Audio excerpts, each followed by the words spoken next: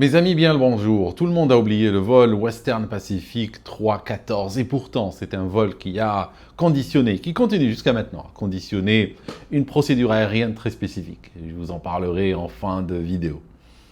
Nous sommes le 11 février 1978, je vous disais, c'était il y a très longtemps. Et on a un vol de cette compagnie Western Pacific au nord du Canada. Il part de Calgary et il va vers Cranbrook. Ce genre de vol faisait un petit peu omnibus. En réalité, il faisait des sauts de puce d'un aéroport à l'autre. Et puis après, t'as l'hôtesse qui circule dans l'allée, qui a embarqué à Calgary. Et les gens payent leur vol. L'aviation était beaucoup plus simple qu'aujourd'hui, en ces temps-là. En tout cas, ce vol était censé atterrir à Cranbrook, un aéroport non contrôlé. Alors, aéroport non contrôlé, ça veut dire qu'il n'y a pas de contrôleur aérien officiel, mais n'empêche qu'il y avait un radio, un opérateur radio, un homme à tout faire, si tu veux. Il n'avait pas l'autorité ni la dignité d'un contrôleur aérien, mais il avait quand même une radio et il gérait un petit peu ce terrain-là. Il reçoit un appel de son collègue, si on a envie de dire, de Calgary, qui est lui le vrai contrôleur, qui lui dit le 737 du Western Pacific, il va atterrir chez toi grosso modo vers 13h05. Donc lui, il va noter 13h05. Il raccroche, prend la radio, il appelle Georges. Georges, c'est le gars qui pilote la déneigeuse. Il lui dit écoute, va, on est en février, au Canada. Donc il lui dit va sur la piste, on a un 737 qui va pas tarder, donc essaye de nettoyer le maximum avant qu'il n'arrive. En février, dans cette région du monde, il y a constamment une sorte de lutte contre la neige pour garder les pistes en service. Donc Georges part sur la piste. Le 737, ce jour-là, malheureusement, il va arriver un peu plus tôt que prévu. Ça signifie, au lieu des 13h05 annoncés, il est plutôt, au niveau des pilotes, on est en train de réfléchir à 12h55. Voilà.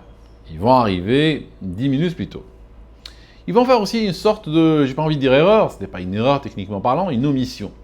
Ça signifie que, normalement, une fois qu'ils s'installent sur l'axe de piste et qu'ils interceptent l'ILS et qu'ils commencent à descendre, normalement, ils parlent au radio de Cranbrook, pour lui dire, voilà, on arrive. Il ne va pas les autoriser à atterrir ni rien du tout, mais il va quand même leur donner la météo et tout ça. Sauf que ce jour-là, ils omettent de le contacter. Ils n'y pensent même pas. Ça leur sort complètement de la tête. Ils n'étaient pas obligés de le contacter, notez. Mais, on va dire, ils auraient dû. Alors, ils ne le contactent pas, ils se mettent sur le plan de descente. Donc lui, il est tranquille, dans sa tour, il regarde l'heure, ça va, on a encore un peu de temps. Et il ne voit pas que le 737 est déjà sur l'axe d'approche. L'autorisation d'atterrir a été obtenue auprès du contrôleur de Calgary. Le problème, c'est que Calgary, il est à quelques centaines de kilomètres au nord. Je veux dire, il ne voit pas la piste. Normalement, c'est lui qui autorise un avion à atterrir. Il voit la piste. Il est dans une tour, il a une baie vitrée, il la voit, il sait qu'elle est vide. Sauf que le gars à Calgary n'en sait rien du tout. Mais il donne quand même l'autorisation. Bon. Les pilotes s'approchent, sortent le train d'atterrissage.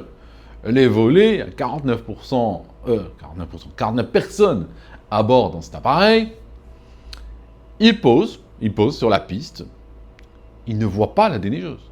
Pourquoi ? Parce qu'elle est en train d'avancer et elle crache de la neige derrière. Donc elle est camouflée derrière un rideau de neige. Donc elle ne se détache pas du paysage.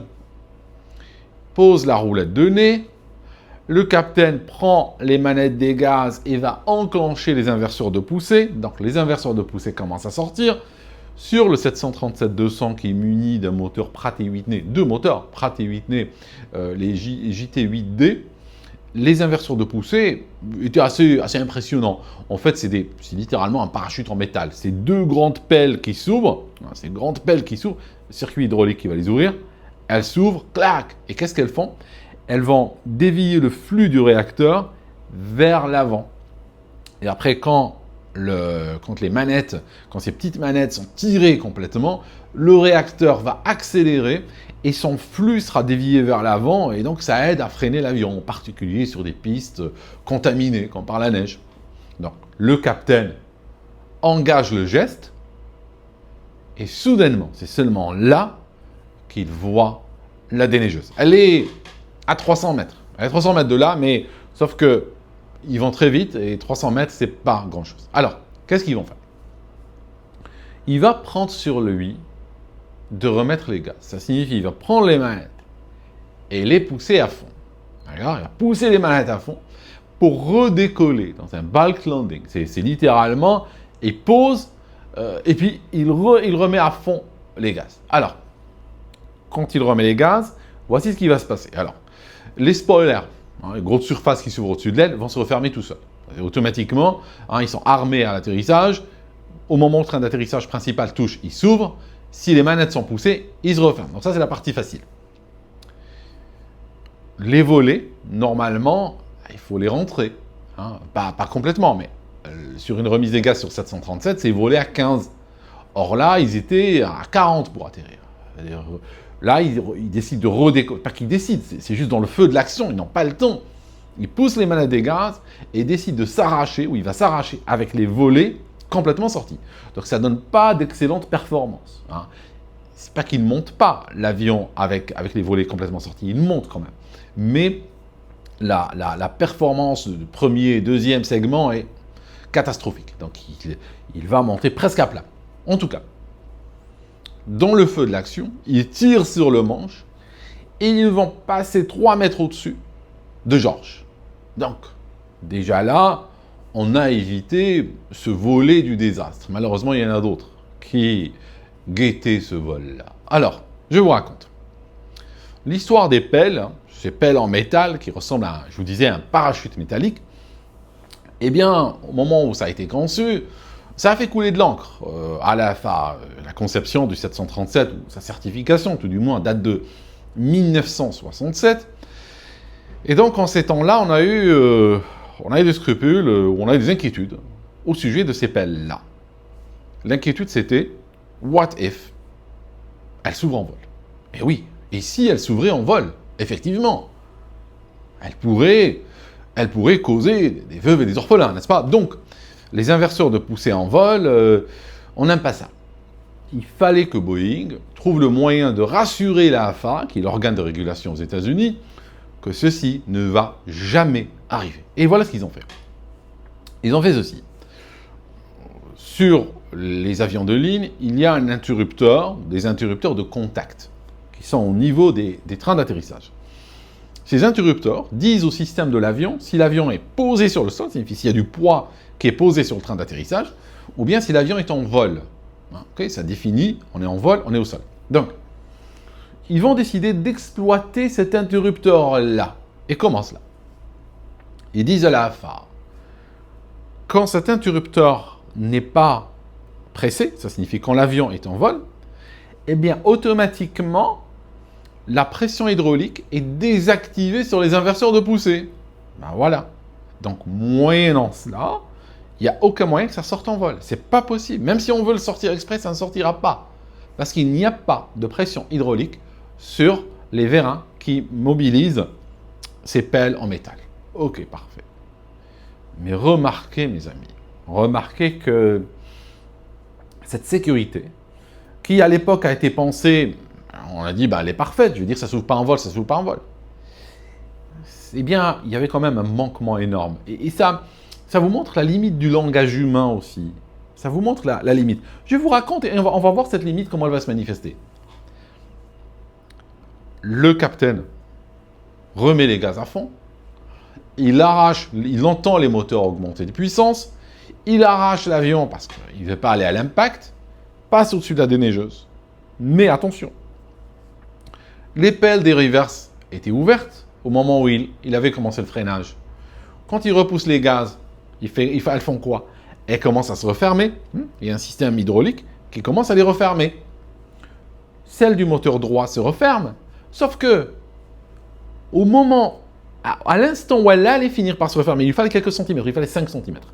Au moment où elle allait finir sa course pour se refermer, les trains d'atterrissage ont quitté le sol.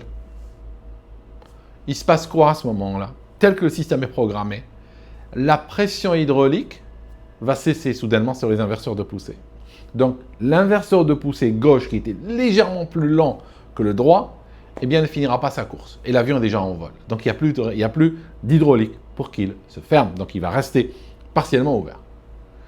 Et ce que je vous disais, le langage humain. Ce qu'a garanti Boeing en 1967, ce n'était pas que les reverses ne s'ouvrent pas en vol. Il a garanti qu'il n'y a pas de pression hydraulique sur les reverses en vol. Et que donc, les reverses en vol vont rester dans n'importe quelle condition qui aurait été la leur au sol. Si au sol, ils sont fermés, une fois qu'on passe en vol, ils resteront fermés. Et si ils étaient ouverts au sol, une fois qu'on passe en vol, ils resteront ouverts également. Parce qu'il n'y a pas de pression hydraulique, encore une fois. Donc, l'avion commence à peine à monter.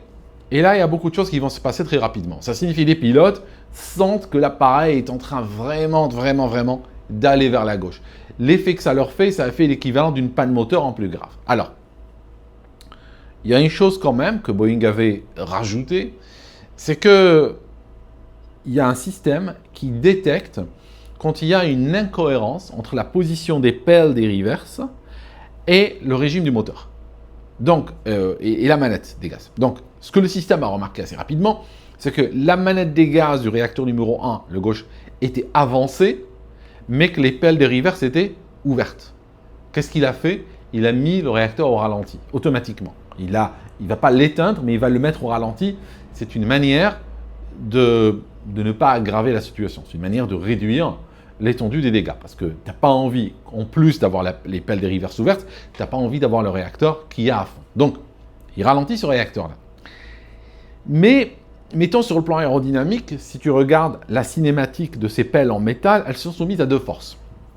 Il y a une première force, qui est celle du jet du réacteur.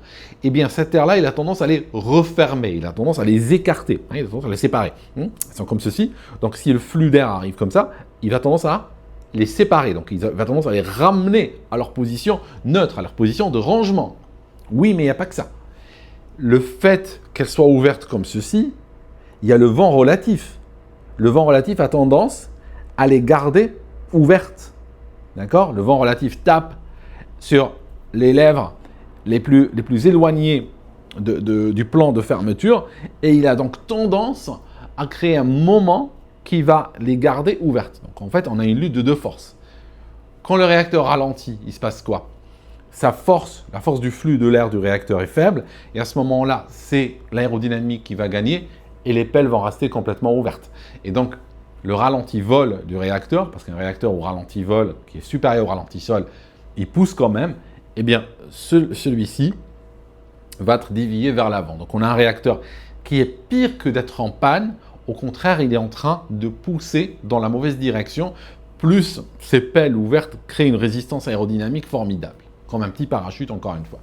Donc, les pilotes sentent que l'avion est en train de partir sur la gauche violemment.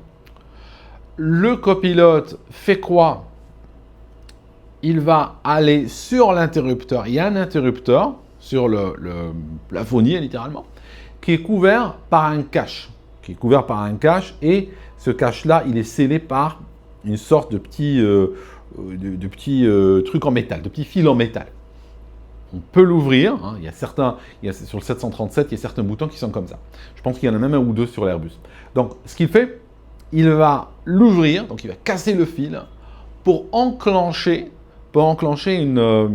un switch de maintenance. Ce switch de maintenance fait quoi? Ce switch-là active la pression hydraulique sur les inverseurs de poussée, peu importe que l'avion soit au sol ou soit en vol. Parce que, remarquez, ils étaient très forts quand même en ces temps-là. Hein. Ils étaient capables en quelques secondes, malgré tout le stress, malgré des équilibres, de comprendre le problème et de comprendre la solution. Donc, il se penche, il ouvre le cache en métal qui va bloquer le switch. Mais le problème, c'est qu'au moment où il va appuyer dessus, eh bien, il est déséquilibré. Parce que l'avion avait déjà commencé à prendre une sacrée gîte. Ce qui va se passer, c'est que l'appareil va monter à peu près 400 pieds, 100, 120, 130 mètres. Il va monter, partir sur la tranche, il va s'incliner complètement à 90 degrés et après revenir vers le sol. Il va taper brutalement sur le sol et exploser. Donc, l'appareil va prendre feu. Quelques personnes sont éjectées. Il y a même une hôtesse de l'air, par exemple, qui est indemne. Elle est éjectée, elle se retrouve sur la neige, je ne comprends pas ce qui s'est passé. Et très rapidement, elle reprend ses esprits, elle commence à chercher à aider les personnes qui sont soit coincées dans l'épave principale, soit qui ont été éjectées. Et assez rapidement, bon, il y a à peu près 7-8 personnes qui sont là. Tous les autres sont mortes. Le bilan total fera qu'il y aura 43 morts. Il y a 6 personnes qui ont survécu cet accident avec des degrés de blessures diverses, dont l'hôtesse de l'air qui n'avait strictement rien. Les pilotes sont décédés. Et va commencer une enquête extrêmement compliquée pour comprendre ce qui s'est passé. Donc on a le côté organisationnel, on a 2 volets, si tu veux. Il y a le volet organisationnel, les pilotes qui ne parlent pas, la mauvaise information qui a été communiquée aux radios, plein de petits détails comme ça, qui ont fait qu'au final, il y a cette situation. Mais après, on se demande pourquoi il y a eu ce problème. Et le problème, justement, on a découvert cette faiblesse au niveau des reverse qu'une fois qu'ils sortent, il n'y a pas de garantie qu'ils se referment. Et d'ailleurs, c'est pour ça qu'aujourd'hui, jusqu'à maintenant, dans les compagnies aériennes, jusqu'à maintenant, il est strictement interdit de faire une remise des gaz une fois que les inverseurs de poussée sont sortis. Ça signifie une fois que l'avion pose et que les pilotes entament la sortie des inverseurs de poussée, à partir de ce moment-là, il est interdit de redécoller. À ce moment-là, il faut freiner en tous les cas. Pourquoi ? Parce qu'on a réalisé que une fois que les inverseurs de poussée sortent, même si on n'utilise plus même si on n'utilise plus aujourd'hui ces pelles en métal, il y a d'autres systèmes un peu plus discrets. Mais au fond, le problème reste le même. Ça signifie qu'il n'y a pas de garantie absolue et totale et complète qu'une fois qu'un inverseur de poussée sorte, il n'y a pas une garantie qu'il se refermera un jour. C'est ça le problème. Et dans la réalisation de cette vidéo, j'ai parlé à plusieurs pilotes et beaucoup de pilotes ont réalisé que dans leur carrière, ils ont eu plusieurs cas où ils sont rentrés au terminal avec un inverseur de poussée ouvert. Parce qu'ils freinent et après, quand ils rangent les inverseurs, il y en a un qui reste ouvert. Il ne se referme pas. Et donc, ils vont au terminal, puis plus tard, les mécaniciens interviennent dessus, etc. Ce n'est pas la fin du monde. Mais dans ces cas-là, si par exemple, ils avaient décidé de redécoller, ça aurait été pratiquement le crash garanti. Bon, crash garanti ou pas, il y a eu durant le volet judiciaire de cette histoire, hein, comme d'hab, hein, qui a duré très longtemps, eh bien, Boeing a dit que l'avion aurait quand même pu voler comme il était. Parce que, il faisait froid, il n'était pas très chargé, n'est-ce pas ? Il y avait 49 personnes à bord, hein, il aurait pu prendre le double facilement. Donc, il n'était pas très chargé, il n'y avait pas beaucoup de carburant dedans, il aurait pu voler avec le réacteur numéro 1 au ralenti et l'inverseur de poussée ouvert. Mais alors, il s'est passé quoi ? Il s'est passé que les pilotes, il y a eu une panique. Il y a une véritable panique parce que, on imagine, ils posent, soudainement, ils voient la déneigeuse, ils mettent les gaz à fond, ils arrachent l'avion dans des conditions très sous-optimales et beaucoup de choses ne vont pas se faire. Ils ne vont pas rentrer le train d'atterrissage. Il n'y a jamais de tentative de le faire rentrer. Ils ne vont pas prendre les volets, la manette des volets, la passer à 15 au lieu de les laisser à 40. Hein. Donc déjà pour se donner, rien que ces 2 actions leur auraient donné beaucoup de puissance déjà additionnelle. Leur auraient donné, pas plus de puissance en réalité, mais ils auraient réduit la traînée de l'avion. Donc ils auraient amélioré la situation sur le plan aérodynamique. Ils avaient continué à contrôler l'avion avec les palonniers et les ailerons. Ils auraient pu s'en sortir. Sauf que ce qui a tué ces pilotes, c'est que probablement la croyance qu'ils ne pourraient pas s'en sortir. Parce que une fois qu'ils arrachent l'avion, puis ils voient qu'ils sont en vol avec un inverseur de poussée, il y a aussi la croyance. Hein. S'ils savaient que ça a été fait en simulateur chez Boeing et testé et que l'avion était pilotable, ils l'auraient probablement piloté. Vous savez, c'est comme lorsqu'on donne des fois cet exemple. Pendant très longtemps, on pensait que l'humain ne pourrait jamais battre le record de faire un 100 mètres, une course de 100 mètres, en moins de 10 secondes. Pendant très longtemps, c'était considéré comme impossible. Puis un jour, quelqu'un l'a battu. Et depuis, plein de monde ont battu ce record-là. C'est comme si lorsque, psychologiquement, on a compris qu'on pouvait le faire, il y a une barrière qui s'est enlevée. Mais de l'inverse aussi. Si on part du principe que l'avion ne peut pas voler, on ne pourra pas le piloter, il ne volera pas, il s'écrasera. Et si on pense qu'il vole, il volera. Des fois c'est ça, hein, c'est juste la conviction. En tout cas, Encore une fois, on est dans une situation, comme vous pouvez le voir, où on a des règles de certification qui étaient basées sur des scénarios, qui étaient basées sur une imagination, mais la réalité a dépassé l'imagination. Ça veut dire que le fait de désactiver ces pompes hydrauliques, eh bien, dans ce cas précis, c'est ça qui a causé l'accident. Et semble-t-il, depuis cet accident, il y a au Canada ce qu'ils appellent la manœuvre de Cranbrook. La manœuvre de Cranbrook, c'est qu'ils obligent les nouveaux avions certifiés, quand ils certifient un avion, ils exigent qu'ils puissent réaliser la manœuvre de Cranbrook. Ça veut dire quoi? Ça veut dire qu'ils puissent remettre les gaz et décoller avec les inverseurs ouverts et que ceux-ci vont se refermer. À moins qu'on prouve que l'ouverture d'un reverse ne va pas perturber le vol, outre mesure, ce qui est très difficile à prouver. En tout cas, mes amis, merci d'avoir regardé cette vidéo jusqu'ici et on se voit dans une prochaine.